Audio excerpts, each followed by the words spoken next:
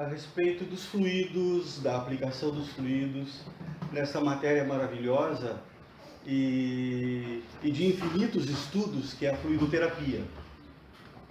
Nós temos muito o que estudar na questão fluidoterapia, porque dentro de como a gente está percebendo a evolução espiritual da humanidade, a fluidoterapia está se tornando uma prática de cura, de tratamento espiritual de muita relevância, de muita profundidade. E é por isso que nós temos, até como um dever, nos aprimorarmos nesse estudo, nos aprofundarmos nesse estudo. Porque é exatamente este estudo e a correta aplicação da fluidoterapia que vai trazer um benefício, um bem-estar a muitas pessoas, inclusive aos fluidoterapeutas. A palavra passistas me remete sempre à escola de samba, né? Mas aí não dá. Então eu prefiro a palavra fluidoterapeuta, que é um pouquinho complicada, né? A gente quase tropeça nela, né? Então, assim, o tratamento através dos fluidos, como nós tínhamos visto, o universo se compõe de 3 partes básicas: Deus, Espírito e Matéria. O Senhor, Criador de tudo e de todos, o Espírito que criou também o Espírito e criou a matéria. O Espírito é a parte inteligente do universo. A matéria, na sua essência primordial, é o fluido universal. A partir desta trindade, todo o universo se compôs nas suas infinitas manifestações. O nosso conhecimento aqui na Terra é muito minúsculo frente às energias, frente aos materiais que compõem as distintas moradas de meu Pai, como disse Jesus, as distintas vibrações dentro do próprio universo. Então nós temos aqui a necessidade de uma preparação para que a fluidoterapia ocorra de uma forma mais eficaz. E esta preparação é um todo, e nós vamos esmiuçar parte por parte. Preparação dos médiums. Os médiums. E ali eu coloco a pergunta, mas quem pode ser médium? Quem é o médium fluidoterapeuta? Quem é esta pessoa que vai lá para a câmara de passe? Olha que coisa bonita, né? A câmara de passe é uma terminologia que eu vi pela primeira vez do Divaldo. A câmara de passe. Nós chamamos sala de passe, mas câmara de passe é uma coisa bonita, né? Dá um efeito mais completo. É uma câmara, realmente, porque ela deve resguardar e resguardar-se. Mas essa, a respeito da câmara, nós vamos falar mais adiante. Então, quem pode ser médium? Todo mundo pode ser médium, em princípio. Em princípio. Né?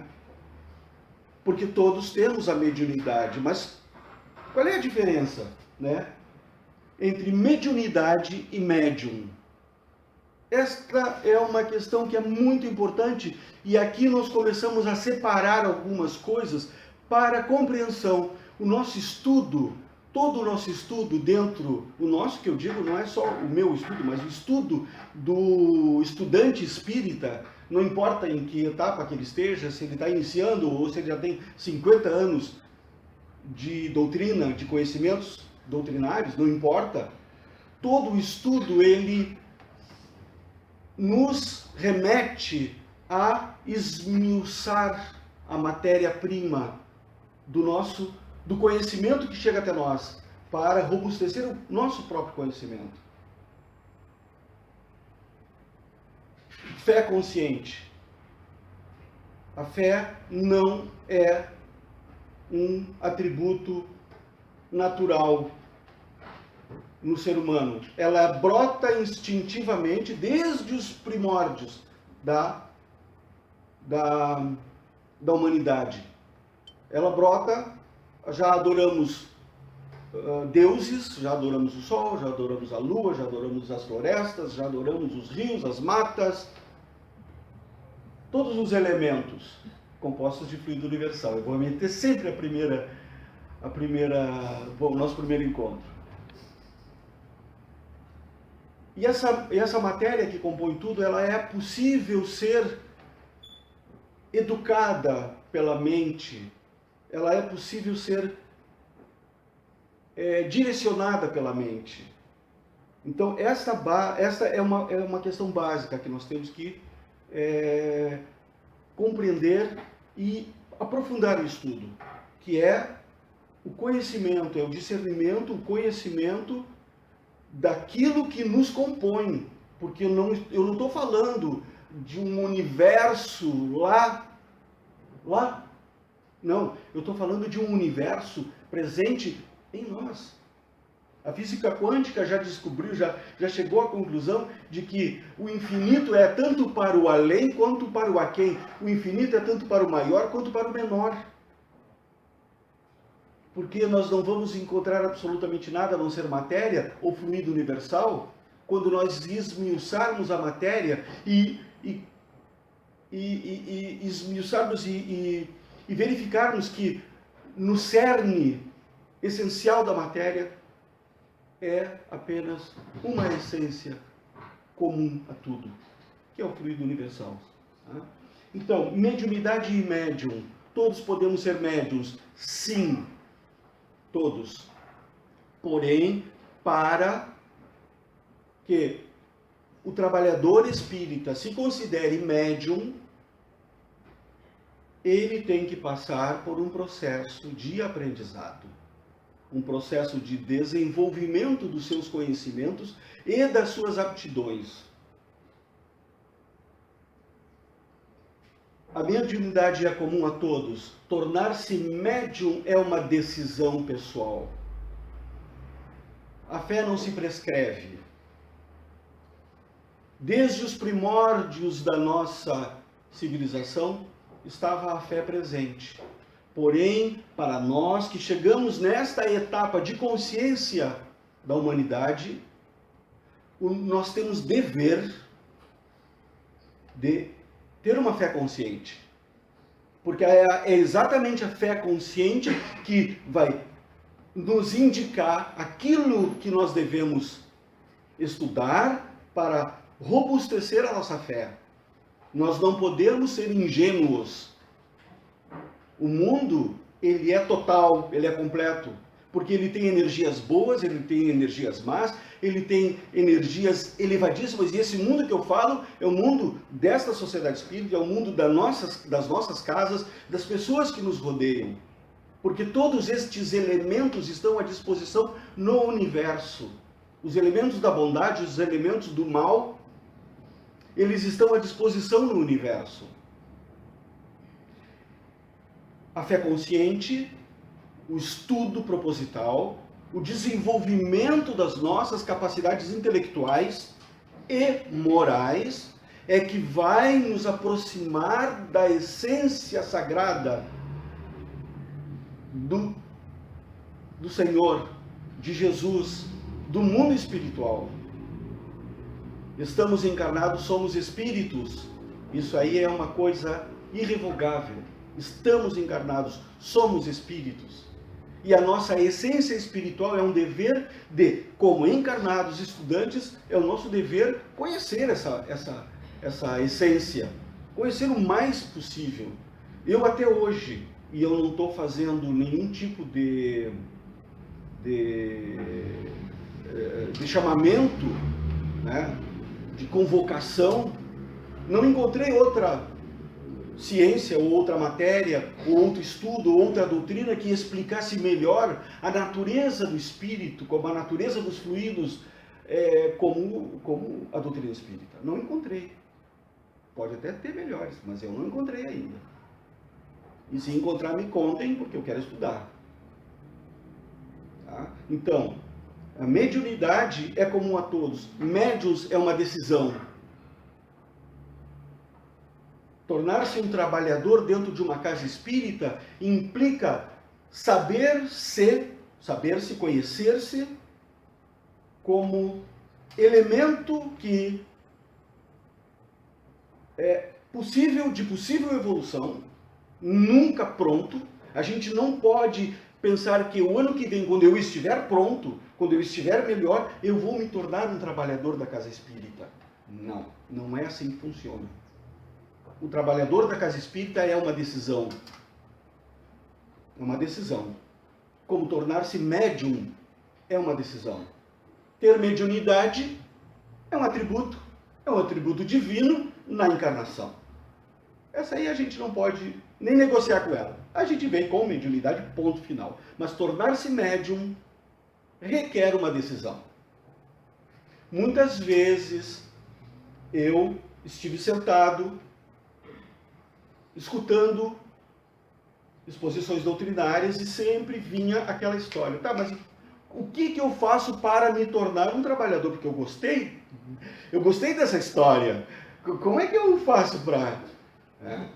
Primeira coisa que eu tinha que fazer é tomar essa decisão. Sair da minha zona de conforto, de ser uma pessoa que apenas recebe. Eu vou na casa espírita para receber. Então eu recebo informações, eu recebo carinho, eu recebo passe. Na verdade, o Cristo, o apóstolo Paulo, na sua carta aos Coríntios, realça essa questão que o Cristo nos traz. Fora da caridade não é um caminho correto de salvação real do Espírito.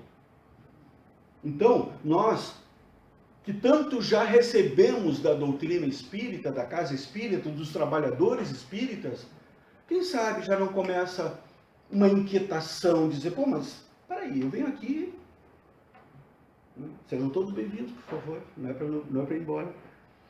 Mas quem sabe eu já começo a pensar diferente e me torno eu também um trabalhador. Aonde? Venha, apresente-se. O tempo, os irmãos espirituais que nos conhecem já, todas as nossas histórias, as nossas qualidades, nossos defeitos, eles vão mostrar para nós aonde as nossas aptidões serão melhores aproveitadas. Tornar-se médium é uma decisão. Nosso estudo objetiva a aplicação da mediunidade na casa espírita. Isso é muito importante, porque existem muitas formas de aplicação da mediunidade. Porém, o nosso estudo restringe ao estudo, à formação do trabalhador médium na casa espírita. Tá? Primeiro, temos que conhecer tipos de mediunidade. O médium de sustentação. O que é o médium de sustentação? É aquela pessoa que normalmente ela não tem contato com as comunicações, ou seja, as comunicações não vêm através dela. Porém, ela tem uma função dentro de um trabalho mediúnico fabuloso, que é o trabalho da sustentação da energia que deve estar disponível para que os espíritos trabalhem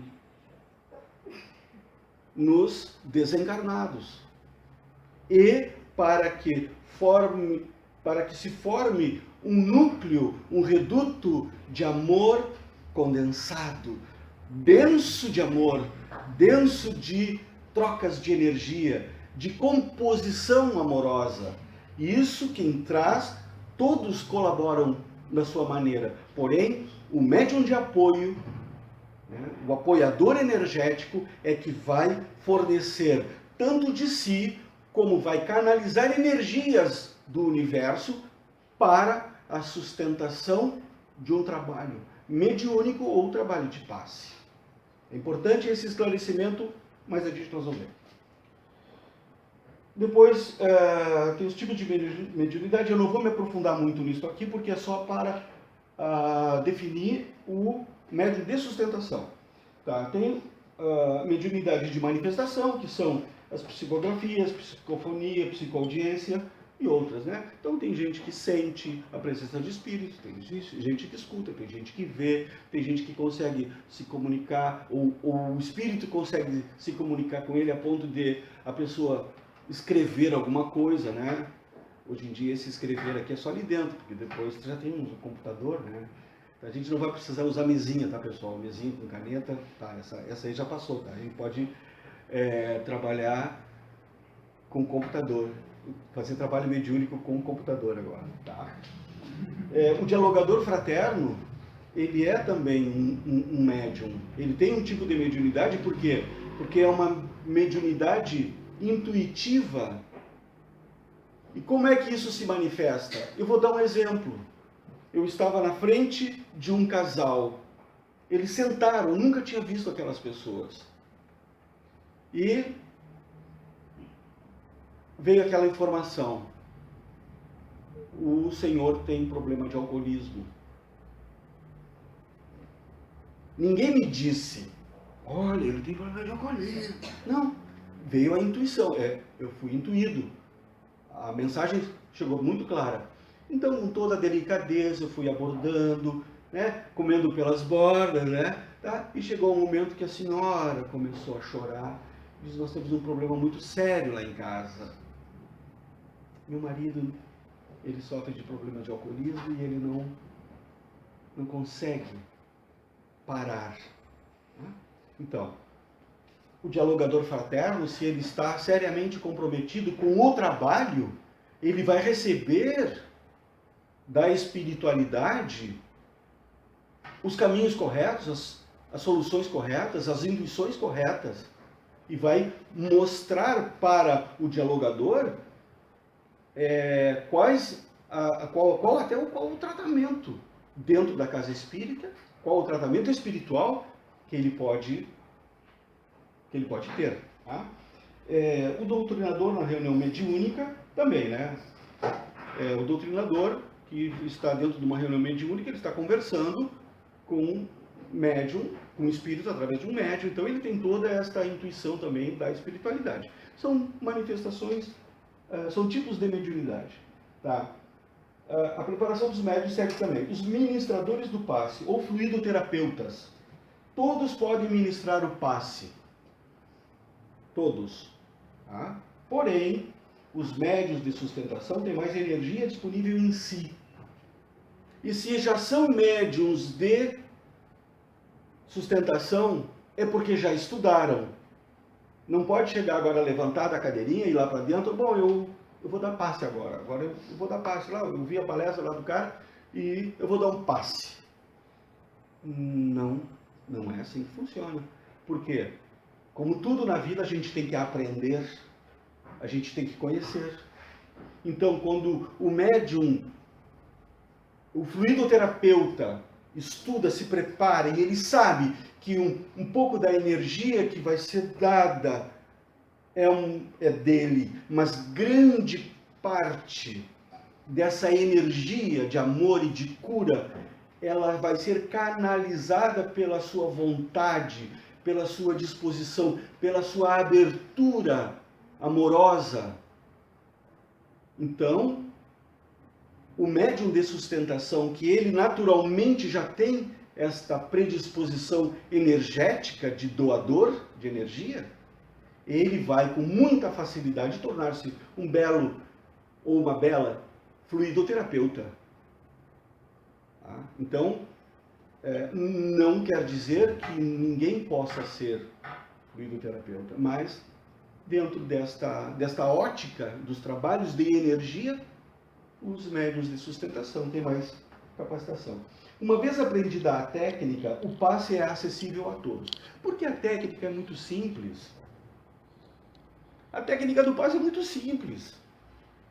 Principalmente o passe que a gente está acostumado a ministrar e receber na câmara de passe.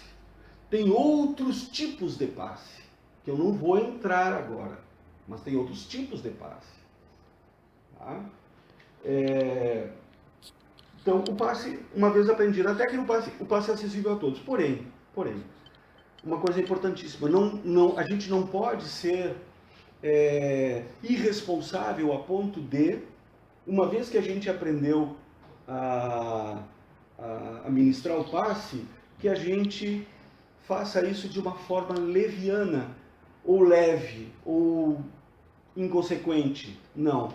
O passe é compromisso, porque a gente tem que ter plena consciência de que aquela pessoa que está ali na nossa frente, ela vem necessitada. Ela vem necessitada, ela vem dolorida, ela vem espiritualmente desequilibrada, ela vem energeticamente desequilibrada. E corresponde ao fluidoterapeuta, eu já ia dizer médium passista, ao fluidoterapeuta, estar em equilíbrio para poder fornecer estas energias faltantes, ajudar a pessoa a se reequilibrar. E nós não vamos nos iludir que eu vou na casa espírita, recebo o passe e está tudo bem. Não. Tem uma sequência lógica, natural e necessária para que a fluidoterapia cause reais transformações positivas em nós. Então, a preparação dos médiums. Então tá, agora fizemos todos o curso de passe, já estamos nos habilitando, estamos habilitados a praticar a fluidoterapia. Então, o dia do trabalho. Alimentação leve. Alimentação leve. A alimentação leve é uma alimentação, não uma alimentação puritana, porque o Espiritismo em momento algum exige de nós um puritanismo que esteja fora da nossa condição de vivência, de vida. Alimentação leve, não comer demais, não comer coisas muito pesadas, né? Não sair do mocotó do sábado à tarde e ir para a fluidoterapia, né? Evitar essas coisas. Né? Não sair do baile. Ontem de noite eu fui no baile, voltei às 7 horas da manhã, estava espetacular. E eu acho que a gente tem que desfrutar mesmo. Tá ótimo, maravilhoso. Mas eu vou dormir umas 2 horinhas e depois vou para a sociedade, porque lá eu tenho que dar o passe. Não vai, dorme até às 6 da tarde. Dorme. Vai causar mais problema na pessoa, no atendido, no assistido, né? Do que realmente. Então, a melhor coisa é cuidar de si, né? Cuidar de si. Leve no mundo a vida do mundo, perfeito, mas sem abusos. Né? Então, a higiene física. A higiene física é uma necessidade e um dever de cada um, né? Na esfera pessoal, íntima, né? Então, um bom banho, roupas limpas, né? Porque tudo isso interfere na energia positiva da câmara de passe.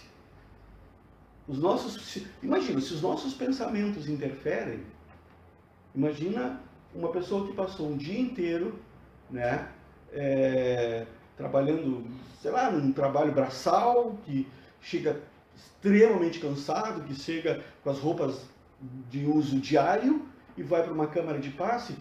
O que ela está levando ali para dentro das suas energias, das suas vestimentas? Então, isso necessariamente tem que passar por uma higienização. Toma um banho, muda de roupa, bota uma roupa limpa e vamos. Tá? Porque durante o banho a gente também está se limpando das energias do mundo. Durante o banho a gente está A gente tem um momento de solidão, de desfrute, ai, coisa boa, né? Então vai mudando a vibração do mundo e nos preparando para a vibração do trabalho espiritual. É uma passagem, né? Tem pessoas que podem fazer essa passagem dirigindo, né, mentalizando, enfim, cada um tem a sua forma, né? Higiene espiritual. Essa é complicada, porque eu posso tomar um banho, mas posso estar pensando mal lá do Carlos, que está lá me olhando. Ah, mas o Carlos não serve para nada. Ah, mas o Carlos, ih, verdade. Ah, é verdade. Né, Galito? Ah, Galito. Eu posso estar pensando mal de alguém, eu posso estar, sabe, ranzinza com alguma coisa que aconteceu semana passada lá em casa. Eu posso estar mal, eu posso estar... A higiene mental, a higiene espiritual é a que vai possibilitar o fluxo limpo e sincero das energias que o fluidoterapeuta vai necessariamente acessar, receber e oferecer. A higiene mental. A gente pode pegar um tubo, vamos imaginar assim, um tubo onde eu tenho que tomar água, um cano. Esse cano, por alguma razão, ele se sujou por dentro. Ele sujou, né? Tem um furo ali, não sei o que, entrou umas terrinhas, umas areinhas, umas sujeirinhas e não sei o que. Aí a gente abre a torneira e vai tomar, a água está suja. Se a gente quer uma água limpa, a gente tem que ter o cano limpo. Se a gente quer fornecer fluido limpo, a gente tem que ser esse cano limpo.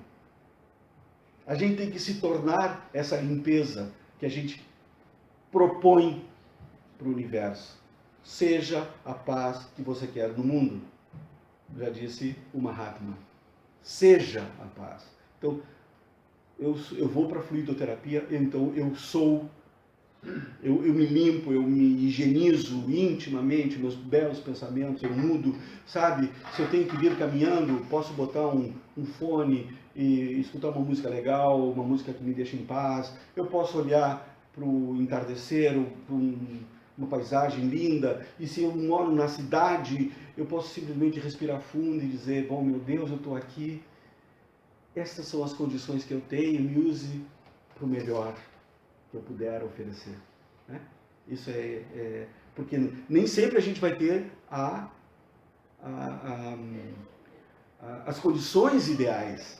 As condições ideais somos nós que fazemos. Isso aí a neurolinguística nos ensina. As condições ideais somos nós que fazemos. Não existe condição ideal. A condição ideal nós construímos. Nós realizamos a condição ideal. Porque a condição ideal é a condição que nós temos para realizar aquilo que nós queremos. Tá? Disciplina. Autodisciplina. A disciplina, sim, tem a disciplina exterior e tem a autodisciplina, que é a disciplina interior. A disciplina é chegar, pelo menos, um tempo antes, para ir se harmonizando com o ambiente, fazendo uma oração, encontrando amores dentro da sociedade, né? Estabelecendo esse vínculo necessário entre encarnados e desencarnados. E a autodisciplina é exatamente orai e vigiai. O maior tratado de autodisciplina está nessas palavras. Orai e vigiai. Né? Orar para elevar a vibração do ser. E vigiar para que interferências mais densas não nos penetrem, não sejam captadas e aceitas por nós. Então isso é autodisciplina. Orai e vigiai. Esse é o tratado que Jesus nos indica como um caminho de amor, né, conosco mesmos. Limpeza do campo vibracional antes da imposição de mãos pela prece. Bom, então eu já estou ali dentro, né? Ali então, normalmente a Tânia já faz a oração, a gente já entra num ambiente de comunhão, de amor. Ai, a gente já vai se sentindo acolhido. Vocês querem que eu conte tudo? Quem sabe vocês fazem curso e um dia vocês vão dar o passe para vocês verem que é. Porque eu posso falar um monte de coisas, mas a vivência, o sentir-se, sabe, acolhido, amado, sentir-se em harmonia com um grupo, que a única intenção que tem esse grupo é fazer, é olhar para o céu, olhar para dentro de si, olhar, ai meu Deus, que eu possa fazer o melhor para esta pessoa que está sentada aqui, neste momento. É como diz a propaganda, isso não tem preço. Isso é só vivendo. Só vivendo. Vocês podem, ou nós, podemos ler todos os tratados que houver no mundo sobre o amor, mas pegar um filho no colo elimina toda a intermediação intelectual. Nós temos os intermediários intelectuais que nos indicam, olha, vai por aqui. Outro diz, vai por aqui. Outro diz, vai por aqui. E tudo isso termina quando a gente pega um ser amado e sente o amor. Ou que a gente olhe para uma linda paisagem e sinta que aquela paisagem é oriunda do amor de Deus por nós. E que Deus criou todo este universo embebido em amor, impulsionado pelo amor.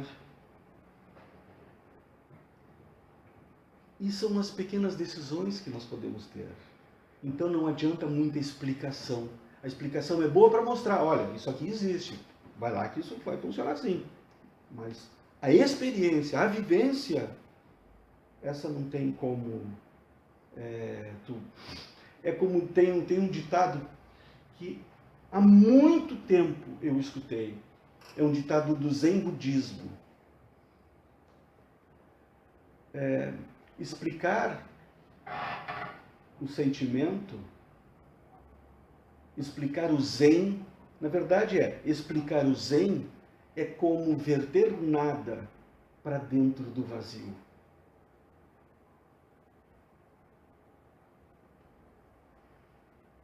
Não se explica. Explicar o amor, explicar o que a gente vive ali dentro, é verter nada para dentro do vazio. Cada um tem o seu caminho, cada um tem a sua história, cada um tem as suas próprias vivências. Vamos lá. Preparação da sala. A câmara de passe, limpeza. Ela é um hospital espiritual. Ela tem que estar higienizada, ela tem que estar limpa, ela tem que estar com todas na hora do trabalho. A higienização física e vibracional, isso eu já falei. Exclusividade, se possível. Tem casas que são casas pequenas, como a casa que nós começamos a trabalhar, era uma casa pequena. Então a gente tinha, na mesma sala a gente fazia o almoço, não fazia almoço, a gente fazia o atendimento fraterno, a gente dava o passe e se sobrava, se faltava lugar a gente fazia a gente fazia a palestra ali, né? Quando saía todo mundo e sobrava um tempinho para fazer um apoio fraterno na palestra que cabiam 20 pessoas mais ou menos. A gente fazia o apoio fraterno no pátio, a gente fazia apoio fraterno na garagem, ou seja, quando a casa é pequena, a gente se vira, porque o trabalho tem que sair. Essas são as condições nós fazemos, né? Então, mas quando a coisa começa a ficar um pouco mais aprofundada, mais delicada, a câmara de passe, se ela puder ser exclusiva para isso, fantástico. Porque aí a espiritualidade vai compor os elementos espirituais para aquele momento. A espiritualidade vai recolher, por exemplo, já está agendado que o Zé vai receber o passe. Só que o Zé tem um problema de dor de cabeça que é causado por uma falta de um elemento. Eu estou chutando, tá? Eu não conheço o Zé. Por favor, se tem algum Zé aqui, me perdoe. Mas está faltando uma questão aí. A espiritualidade que sabe que o Zé vai receber o passe, ela já proporciona, ela já investiga no mundo material os elementos sutis que vão ser fornecidos para o Zé para aquele momento. Então é por isso que a câmara de passe tem que ser exclusiva para isso, se possível. Evitar o trato de coisas do mundo antes, durante ou depois da sessão, porque tudo isso interfere na harmonia vibracional da câmara. Tá? Falar de coisas do mundo, não é errado falar de coisas do mundo, mas evitar se falar de coisas do mundo ali. Uma discussão que eu tive, uma briga que eu tive, um problema que eu tive, uma conta, uma dificuldade, ou um jogo de futebol que vai ter essa noite. Não devia ter falado isso, agora vai ter um monte de gente que já está pensando nisso. Não, vou voltar. Tudo isso causa uma ruptura no tecido sutil da energia que compõe a câmara de passe. Tá? Então nós temos que ter plena consciência de que o nosso comportamento intelecto-moral nós vamos carregar ali para dentro e isso vai compor a energia do todo de um trabalho de fluidoterapia. Tá? Ó, esse aqui já é a segunda parte. Né? Eu consegui terminar. Mas foi importante eu trazer aqui o computador, que da outra vez eu não pude trazer, porque dentro ali eu tinha minúcias, mas saiu, a palestra passada saiu.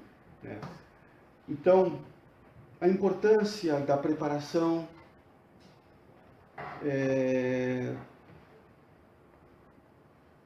no trabalho da fluidoterapia, dos aplicadores do passe, dos fluidoterapeutas, do local, é fundamental. E na próxima, que será na última semana de novembro, eu vou falar daquilo que nos corresponde a todos que vamos receber o passe. Não perca. Tá bom? Então, muito obrigado pela atenção.